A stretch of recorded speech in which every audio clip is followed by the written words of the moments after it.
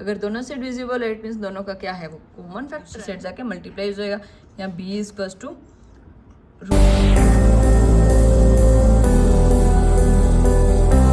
Hello बच्चों, आज हम करेंगे क्लास 10th मैथ्स की exercise 1.2।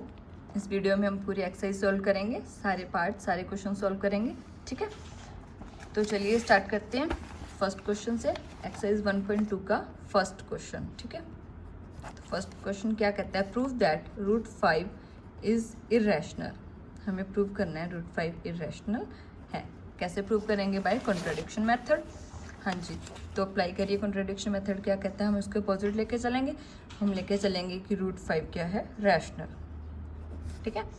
Assume root 5 is rational. तो अगर रूट 5 रैशनल है तो रैशनल नंबर को हम a बाई बी की फॉर्म में लिख सकते हैं, और जहाँ a b हमारे क्या होंगे, कोप्राइम्स होंगे, ठीक है। कोप्राइम्स क्या होते हैं, जिनका कॉमन फैक्टर सिर्फ 1 होता है और कोई उनका कॉमन फैक्टर नहीं होगा, ठीक है। इस तरीके से हम इसको लिख सकते हैं, root 5 equals to a by B. इतना समझ आया आपको। अब हम क्या करेंगे, b को दूसरी साइड ले जाएंगे, मल्टीप्लाई हो जाएगा ना, b root 5 equals to a आ गया, ठीक है। इतना क्लियर है आपको। अब हम इसको सॉल्व करने के लिए करेंगे स्केयरिंग बोथ साइड्स। दोनों साइड अगर स्केयर कर देंगे तो ये इक्वेशन यहाँ पे स्केयर करेंगे, b का स्केयर हो गया, रूट 5 का स्केयर करेंगे तो रूट स्केयर से क्या होगा, कैंसिल होगा, सिर्फ 5 बचेगा, यहाँ पे a स्केयर बचा। इतना समझ आया। अब इसको अगर सॉल्व करके लिखेंगे तो इधर मल्टीप्लाई में b स्केयर है, उधर जाके डिवाइड हो जाएगा, a square by b square हो जाएगा। इतना आया। तो 5 क्या आ गया ना, 5 equals to a square by b square. तो हमने थ्योरम पढ़ी है, ठीक है। अगर इसको हम ऐसे भी लिख सकते हैं जैसे, तो 5 equals to a square by b square आ गया। तो वो थ्योरम जो क्या कहती है, अगर कोई भी नंबर है, अगर वो a स्केयर से क्या है, डिविजिबल है, तो वो क्या होगा, a से भी हमारा डिविजिबल होगा, ठीक है। हाँ जी, तो यहाँ से हम इसको ऐसे सॉल्व कर सकते हैं, b स्क्वायर को इधर ले आएँ और 5 को इधर ले आएँ, ठीक है। तो क्या आएगा, b square equals to a square by 5। समझ आया। इट मीन्स b स्क्वायर क्या है, a स्क्वायर से 5 क्या है, a स्क्वायर से डिविजिबल है। तो अगर कोई भी नंबर a स्क्वायर से डिविजिबल होता है इट मीन्स वो a से डिविजिबल होता है। तो इस इक्वेशन से हम बोल सकते हैं कि if 5 is divisible by a square then 5 is also divisible by a, ठीक है। इतना समझ में आया आपको। तो अगर 5 a से डिविजिबल होगा तो वो किसी नंबर के लिए होगा ना, कोई भी हम लेट करके चलते हैं, कोई भी इंटीजर c के लिए जो है 5 हमारा क्या हो रहा है, a से डिविजिबल हो रहा है। इतना समझ में आया। तो इसको हम इस तरीके से 5 को उधर ले जाएंगे तो क्या बना, 5c इक्वल्स टू a। ये इक्वेशन बन गई। यहाँ पे a की वैल्यू आ रही है ना, a इक्वल्स टू दिस। तो इसको हम उस इक्वेशन में पुट करेंगे, तो जो फर्स्ट इक्वेशन है उसमें हम a की जगह पे 5c रखेंगे, ठीक है। तो हमारी इक्वेशन क्या है, 5b square equals to a square, और a की वैल्यू अभी हमारे पास आई है 5c, ठीक है। इसको इस इक्वेशन में पुट करना है। तो 5 जहाँ पे भी a है उसकी जगह हम 5c लिख देंगे, ठीक है। इतना समझ आया। तो यहाँ से 5b स्क्वायर इक्वल्स टू 5 का स्क्वायर करेंगे 25 हो जाएगा, c का स्क्वायर, ठीक है। 5 को उधर ले जाते हैं, 25 बाई 5, ये 5 आ गया, तो यहाँ से आ गया b square equals to 5c square, ठीक है।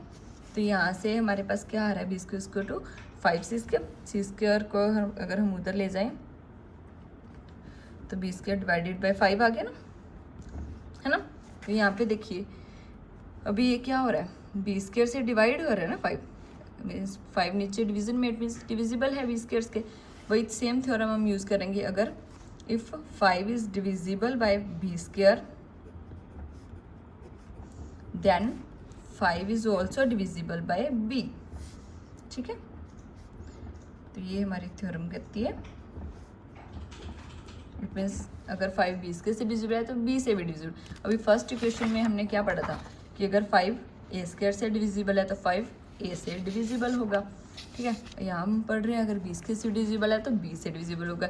इट मीन्स 5 दोनों से डिविजिबल है ना। 5 इज डिविजिबल बाय ए से भी हो रहा है, ए एंड बी दोनों से डिविजिबल हो रहा है। अगर दोनों से डिविजिबल है इट मीन्स दोनों का क्या है, वो कॉमन फैक्टर है ना। लेकिन हम क्या लेके चले थे, ए बी हमारे को प्राइम्स हैं, उनका 1 के अलावा कोई कॉमन फैक्टर हो ही नहीं सकता। तो यहाँ तो 5 उनका क्या आ गया, कॉमन फैक्टर हो गया। इट मीन्स ये हमारी क्या है, कॉन्ट्राडिक्शन है। जो भी हम एज्यूम करके चले थे वो क्या है, गलत है। तो हम क्या एज्यूम करके चले थे, √5 रैशनल है, इट मीन्स वो गलत है।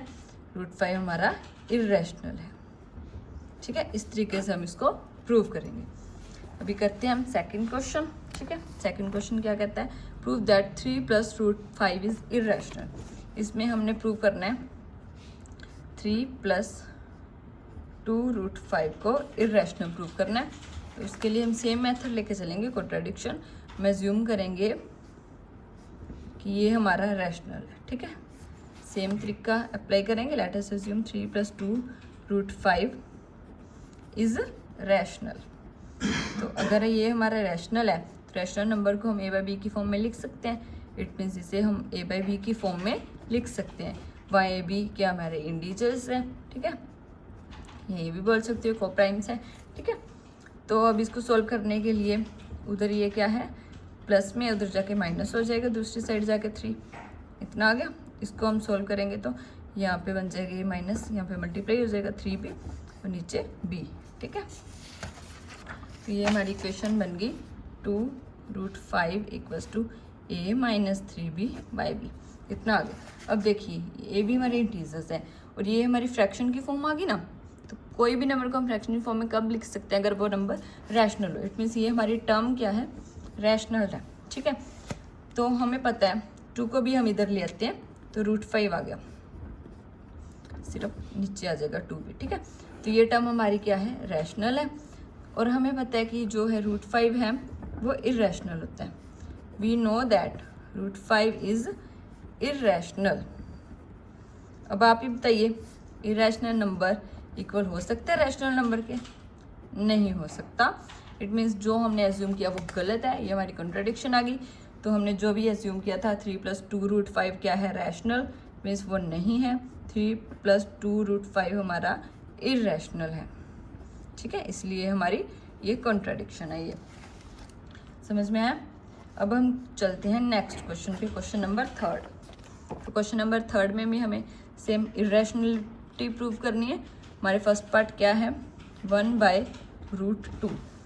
वही सेम कॉन्ट्राडिक्शन मेथड ही अप्लाई करेंगे। पहले 1/√2 को हम रैशनल एज्यूम करेंगे। ठीक है, और अगर वो रैशनल है तो उसको हम a/b की फॉर्म में लिखेंगे। इसको आपस में डिवीजन है में तो दूसरी साइड जाके मल्टीप्लाई हो जाएगा। यहाँ b = √2a, ये इक्वेशन बन जाएगी। ठीक है, अब हम √2 इधर रखेंगे, a को दूसरी साइड ले जाएंगे, ये बन गया b/a = 2√2। ठीक है, तो अब यहाँ पे भी हमारे पास ये फ्रैक्शन की फॉर्म में आ रहा है ना। इट मीन्स ये हमारी भी क्या है, रैशनल टर्म है ना। रैशनल टर्म को ही हम लिख सकते हैं फ्रैक्शन की फॉर्म में। बट हमें पता है 2 क्या है, जो है √2 क्या है, वो इर्रेशनल होता है। We know that √2 is the irrational. ठीक है, बट यहाँ पे तो ये रैशनल आ रहा है ना। तो it means rational number equal हो सकते हैं इर्रेशनल के? नहीं हो सकता। तो ये क्या होगी, कॉन्ट्राडिक्शन होगी। इट मीन्स हमने जो एज्यूम किया था वो गलत था।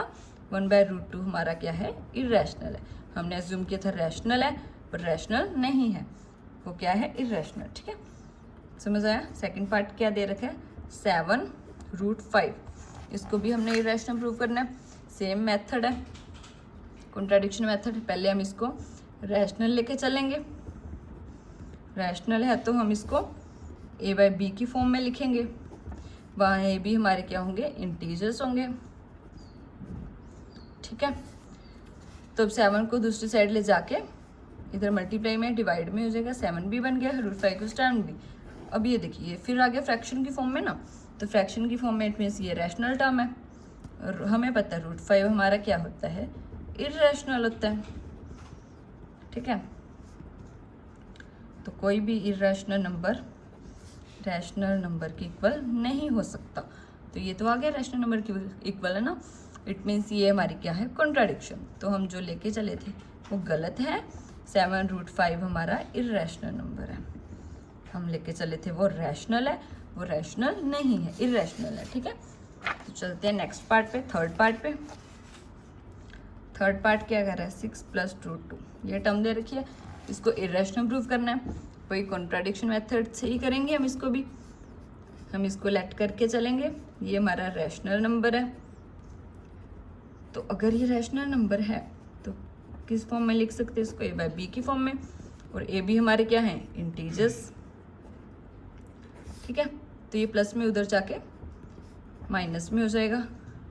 इसको सॉल्व करने के लिए हम इसको एलसीएम लेने के लिए नीचे 1 लगा देंगे और इसको क्रॉस मल्टीप्लिकेशन कर देंगे, नीचे b आएगा। और a को 1 से करेंगे तो a ही आएगा, b को 6 से करेंगे 6b बन गया। अब देखिए ये भी हमारी फ्रैक्शन की फॉर्म में आ गई ना टर्म, तो ये टर्म फ्रैक्शन की फॉर्म में, इट मीन्स ये रैशनल टर्म है ना। बट √2 हमें पता है क्या होता है, इरेशनल।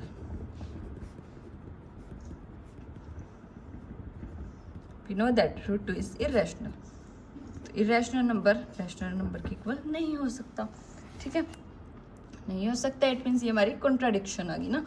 तो हम क्या लिखे चले थे 6 + √2 रैशनल है, इट मीन्स वो रैशनल नहीं है, इट इज इरेशनल।